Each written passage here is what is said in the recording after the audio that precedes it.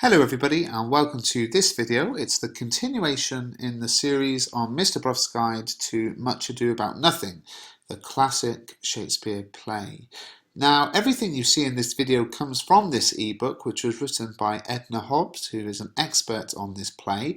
And what she's done in this ebook is translated the original text into modern English line by line, and then analysed every scene for language, structure, form, context, and all of that as well. So it's an absolutely must-have revision guide. It's just £3.99 at mrbruff.com or amazon.co.uk if you've got a Kindle.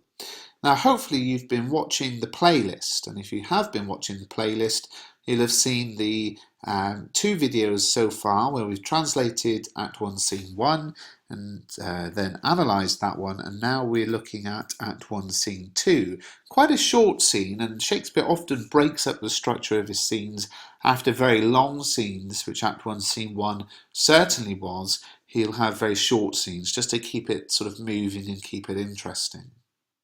So this scene takes place in a room in Leonato's house, and Leonato and Antonio enter and they're together. And Leonato says, "How now, brother, where is my cousin your son? Hath he provided this music?" In other words, "Hi, brother, where is my nephew, who's also, of course, your son? Has he taken care of the music?"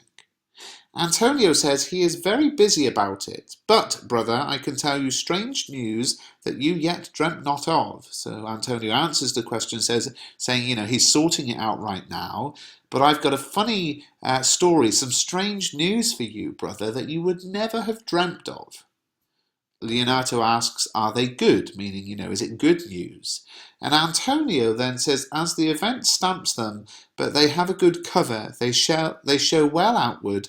The Prince and Count Claudio, walking in a thick pleached alley in mine orchard, were thus much overheard by a man of mine.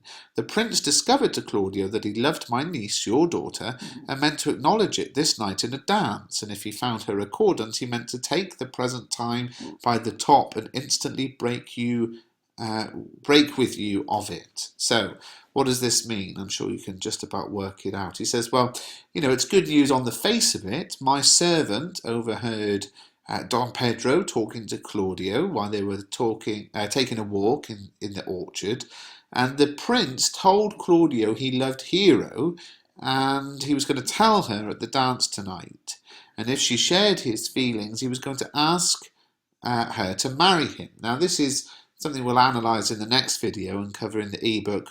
But of course, this is a mistake, isn't it? And mistaken identities and confusion, and one of the generic conventions of comedy, which is exactly what Much Ado About Nothing is. Leonato asks, "Hath the fellow any wit that told you this?" In other words, well, this servant of yours who told you this was happening, can you trust him? Is he clever? Has he got it right? And Antonio says, "A good sharp fellow. I'll send for him and question him yourself." So yeah, he's clever, he's bright. I'll call for him and you can ask him for yourself. And Leonato says, "No, we will hold it as a dream till it appear itself.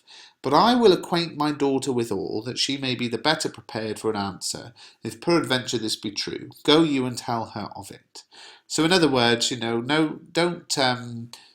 don't worry about going and getting the guy. We'll just treat it like it's a dream until it actually happens. But I will let Hero know, so she's got time to think about her answer if it turns out to be true. Will you tell her for me? And then the attendants come in, and we go back to Leonato, who says, "Cousins, you know what you have to do. Oh, I cry you mercy, friend. Go you with me, and I will use your skill. Good cousin, have a care this busy time." This is one of those sort of speeches that we often get from Shakespeare that you can read and think, what the heck is this saying?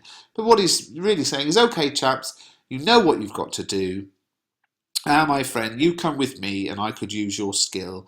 Dear cousin, be careful during this busy time. And they all exit. So a very short scene which we'll analyse in the next video.